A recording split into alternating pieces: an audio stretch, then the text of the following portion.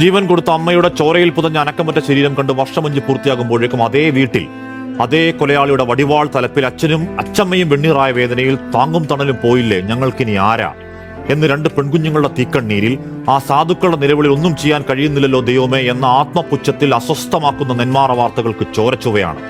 പാലക്കാട്ടിൽ പെരുമഴയിൽ ഇടിവെട്ടിയങ്ങ് മരിച്ചുപോയവരല്ല. 2 തവണയായി 3 സാധുക്കളെ ഒരു മനുഷ്യമൃഗം വിരട്ടി വേട്ടയാടി വെട്ടിയിട്ടതാണ്. നരഭോജി ജാമ്യത്തിലിറങ്ങി അന്നു മുതൽ പ്രാണൻ കയ്യിൽ പിടിച്ച് പേടിച്ച് ജീവിച്ചവരാണ്.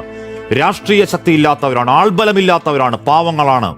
അങ്ങേയറ്റം വാവിട്ട് കരഞ്ഞു കണ്ണീര് പറ്റിയ പെൺകുട്ടികളുടെ കാഴ്ചയിൽ നമ്മുടെയൊക്കെ പെങ്ങന്മാരുടെ പെൺകുഞ്ഞുങ്ങളുടെ മുഖം ഓർമ്മ വരുന്നില്ലേ? അഖില പറയലാണ്, അയൽവക്കത്ത് ആ കൊലയാളി വന്നതു മുതൽ അമ്മയുടെ ചോര വീണയ വീട്ടിലേക്ക് അച്ഛൻ പോകുമ്പോഴൊക്കെ ഞാൻ കൂട്ടുപോകാറുണ്ട്. ആയുഷ്കാലത്തേക്ക് അമ്മയോർമ്മയുടെ ആഘാതത്തിൽ പിതാവിന് കാവലായി ദുർബലമായ കൈകൾ കൊണ്ട് അവൾ അച്ഛനെ ചേർത്ത് പിടിച്ചെങ്കിൽ ആ കൗമാരക്കാരി ഹൃദയാഴത്തിൽ പേറി നടന്ന പേടി എത്ര ഭയാനകമാണ്.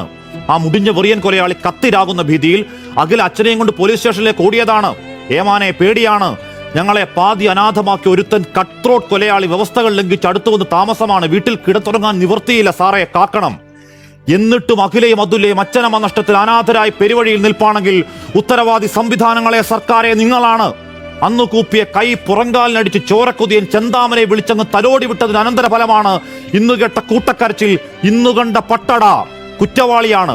ഉച്ച മുതൽ ഉള്ളങ്കാല് വരെ പകമൂത്തൊരുത്തനാണ്. സ്വന്തം ഭാര്യയെ ജോലിസ്ഥലം മുതൽ വീട് വരെ വഴിനീളം അറഞ്ഞു തല്ലിയ ഒരുത്തനാണ്. ഓങ്ങിയ വടിവാളിൽ ജീവൻ കൊണ്ടോട് രക്ഷപ്പെട്ട സ്ത്രീയാണ്. ഒരു വീട്ടമ്മയെ വെട്ടിക്കൊന്ന് മനസ്താപം തീണ്ടാത്ത ജാമ്യത്തിൽ ഇറങ്ങിയവനാണ്. നിരീക്ഷിക്കാൻ ആളില്ലെങ്കിൽ സ്പെഷ്യൽ ബ്രാഞ്ച് എന്ന് പറഞ്ഞൊരു സംവിധാനം എന്തിനാ? കൂടിയിരുന്ന് വട്ടം കൂടി തായം കളിക്കാനോ? നെഞ്ചിൽ കൈവച്ച് പറയണം പോലീസെ, അഖിലയുടെ സ്ഥാനത്ത് ഒരു കോടീശ്വര പുത്രി ആയിരുന്നെങ്കിൽ, ഏതെങ്കിലും പാർട്ടി നേതാവിന്റെ സന്താനങ്ങളാണെങ്കിൽ ഇങ്ങനെ കാട്ടുമായിരുന്നോ നിങ്ങൾ ഈ മര്യാദഘട്ട മന്ദത?